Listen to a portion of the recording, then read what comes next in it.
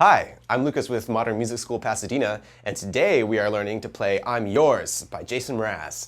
So the chords for this song are B, F sharp, G sharp minor, E, and C sharp. The chords for the verses and the chorus are the same, and that is B, F sharp, G sharp minor, E. The chords for the bridge are B, F sharp, G sharp minor, F sharp, E, and C sharp. And that is going to sound like this.